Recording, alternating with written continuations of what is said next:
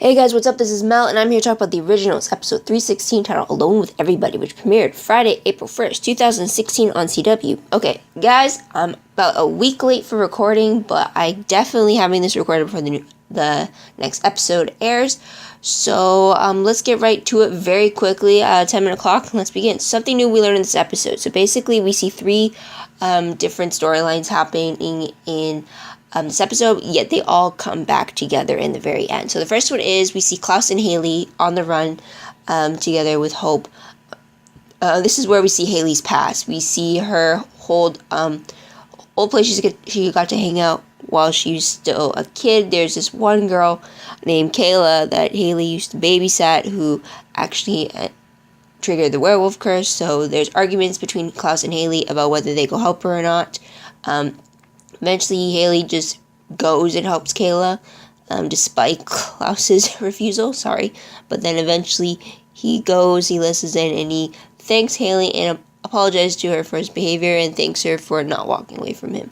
So there's that. Also, because of this, though, Klaus discovers that the development company, Kingsman Development, I think, Lucian's company, basically, they're targeting werewolves.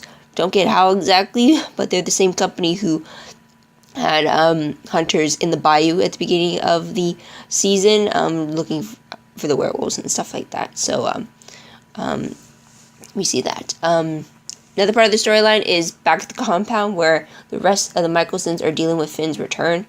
Ultimately, what Finn wants is to be put into Witch's body again, and then going off to have his happy ending since he doesn't see it happening with him in his vampire body. Cole overheard this. He's furious. He wants Finn to suffer. He wants Finn to suffer for ultimately killing him. He tells Davina, and then Davina finds a spell that actually locks Finn into his vampire body.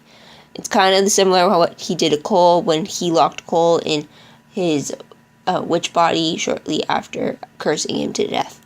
So there's that. Also, we see Cole losing control of his anger, of his bloodlust, and actually telling Elijah about it.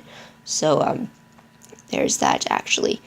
And the third one is about this auction for the White Oak bullet. So we see Vincent having the White Oak bullet, but then he's attacked by this blonde-haired woman who's like really old as a vampire, and then they find out that she's auctioning off the bullet to the highest bidder through Josh, who is very tech savvy, which is something the Strix aren't. So we learned a bit about Josh. Actually, Josh, when he was human, he studied in computer science, and he did a paper about the dark web.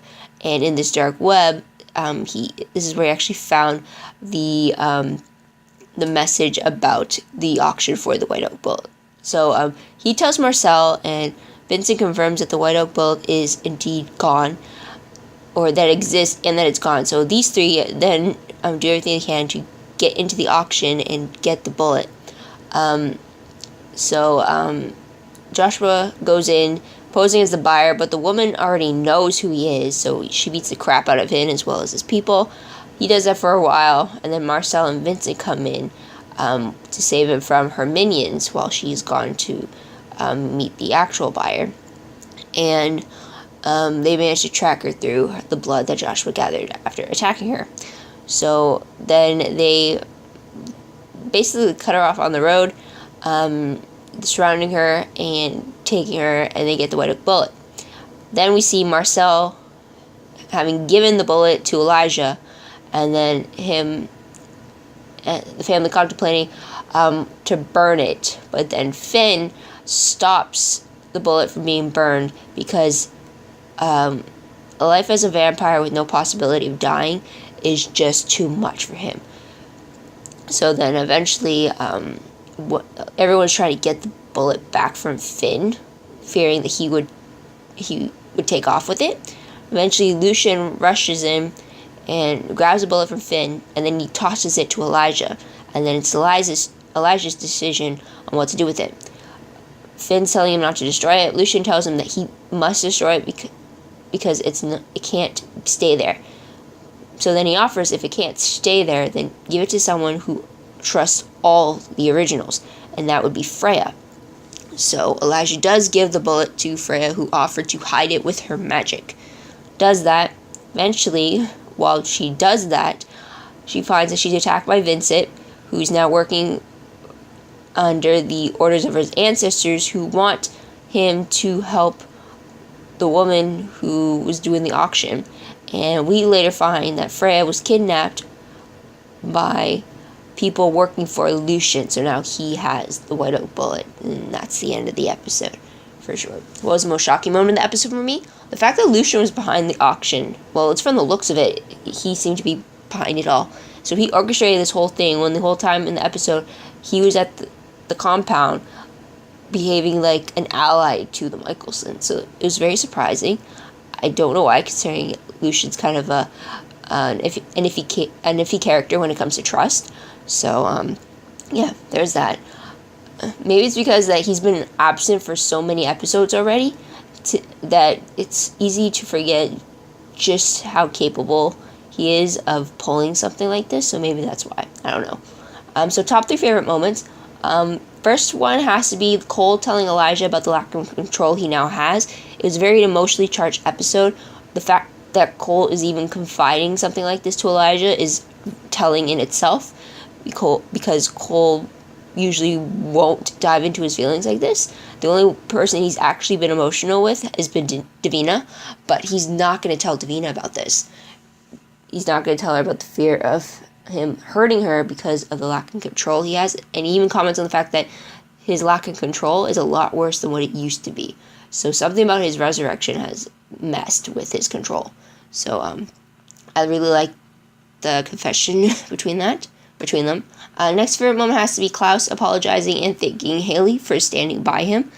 Wasn't expected, but it definitely shows that he's listening to basically her critique of how he handles things, because he's still trying to learn how to change his attitudes for the better, and in hopes that it would help with hope. So he's slowly learning, but I really like that he was able to recognize what he had done wrong and then actually apologize for it. And then also recognize what she has done this whole time for them and thank her for it. So they definitely have come a long way, for sure. And I really like that they finally come to the conclusion that they have to be partners in regards to hope, in how they decide to raise her. So there's that. Next favorite moment for me has to be the retrieval mission for the White Oak bullet, especially Joshua's part in all of it. It was great to learn more about him. It's great to see him take an undercover role like this. It was pretty cool to see Joshua like this. I'm glad he was featured in it as well. So there's that. Another favorite moment for me has to be Lucian. And it's only the Lucian scene where he bought Freya flowers and he wants to get to know her. I'm excited to see where that ship could have gone. But after he kidnapped her, that kind of sunk. But, yeah. And also the part where Lucian actually threw the bullet to Elijah. There was that brief moment when he grabbed it. I thought, oh crap, he's going to go and take it and run. But no, he throws it to Elijah, and I really liked that scene. And now it's ruined with the fact that he kidnapped Freya. But that's what it is. So moving on to top 3 peeved moments. I only have 2. So the first one is the fact that Vincent let that woman escape. We still don't have a name for her. And it really bothers me that the ancestors really want him to help her. But it makes sense that they'd want them to help whoever's trying to take Klaus down from the looks of it, the ancestors. But just to see Vincent have a lack. I didn't like the fact that Vincent didn't have any option to it. It's like no free will in that regard, I guess you could say. And then another peeved moment I had was the fact that Lucian kidnapped Freya. She gets kidnapped a lot, I'm finding, which really sucks. Because of, I don't know, it's just really, it sucks to see her always being kidnapped, so there's that. What moment I remember most is a look back on this episode. The massive fight between Finn and Cole, for sure. The fact that they're both of them are back together was fantastic. I am still waiting for a full reunion with the Michelsons, but I guess we have to wait a bit longer. And also the whole auction bit, just seeing the vampires doing a modern day twist to getting their stolen goods out there, and just see how it worked. There's a timeline. That was pretty cool. And Joshua's part was awesome. So moving on very quickly to random questions. First one, could Lucian be the beast in the prophecy? Just asking. I still think it might be Cole, but there's that. Next question. The prophecy talks about friend, family, and foe taking down the Michelsons. Is it possible that it's one person meant to have embodied all three titles at one point in their existence to the Michelsons? Because if that's the case, Lucian could pretty well cover all three. He was considered a friend. Lucian was considered a friend as a human, and a friend. He was also considered family during that time as well. And then right now he was considered foe too. So it's possible. I'm not sure if the prophecy meant to do that, or what if it is the same person, but each title is referenced to whichever original is meant to fall. So, like, say for family, that'd be in regard to Klaus. To friend, that might be in regard to Elijah, or to foe, that may be in regard to Rebecca, like something like that. So I'm wondering if that's possible in itself. But what do you guys think? Let me know in the comments below. So predictions very quickly, based off the promo for 317. It's the episode where Joseph Morgan directs, and we see the return to Mystic Falls. So that's going to be fun. We also see Lucian wanting to be upgraded to being a more powerful vampire. He wants to be more powerful than the originals. So he's forcing Freya and Vincent to help him out. Based off the synopsis for the episode, Elijah and Finn run into Matt Donovan in Mystic Falls. I'm assuming this is happening within that 3-year time jump that we have on the Vampire Diaries, when the town is still vacant. So that'd be interesting. We see Cole's behavior shifting dangerously, which concerns Davina. And then we also are supposed to see Klaus and Haley looking into one of Lucian's secret agendas. So that'll be interesting to see what they uncover. But overall predictions, the beast from the prophecy, I'm thinking it's either Cole because his dangerous shift in behavior, I think, is going to shift him towards being a beast-like creature, because his control could become very deadly for them all. Or it's Lucian because of this power, because the spell meant to transform him into something more powerful could backfire and turn him into the beast himself. So I don't know how he's going to make himself into a more powerful original, since Elena's blood was needed both times. Or not both times. The doppelganger's blood was needed for both times the ritual was performed. First time with the originals, second time with Alaric. So it'll be interesting to see how he would get around that. But that's about it, guys. So what did you guys think of the episode? What did you like about it? What do you predict itself in regards to the prophecy? Let me know in the comments below. I'd love to hear about it. Also, don't forget to like this video, subscribe to my channel, and check out my other videos if you haven't done so already. Also, if you want a more detailed recap of the episode, check out my live journal account. The link for that will be down below. That's more of a detailed play-by-play of what happened in the episode during the first time I'm seeing it, as well as in the moment thoughts that I have about it. So you actually get real-time reactions in that one. Also, hold on. Also, if you want more news about the originals, check out my live journal, or not my live journal, check out my Tumblr account.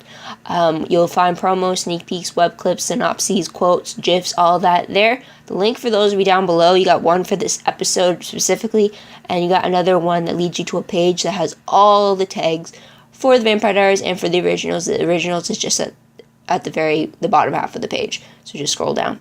And that's about it. So thank you guys for watching. I truly appreciate it. So sorry for the quality of my voice. I'm still recovering from my cough, and so sorry for the delay. I'm trying to catch up with everything that I've been behind on, since everything is now slowly dying down in reality for me. And also, I'm dealing with a few corrupt files that I usually use for these videos, so I'm trying to figure out a way around them. But yeah, so thank you for tuning in. I hope you come back next week to see what I have to say about the episode, or this week even, considering the new episode premieres in about an hour since I'm recording this. So yeah, so until then, this is Mel wishing you a great day, great week, wherever you are. Until then, bye for now.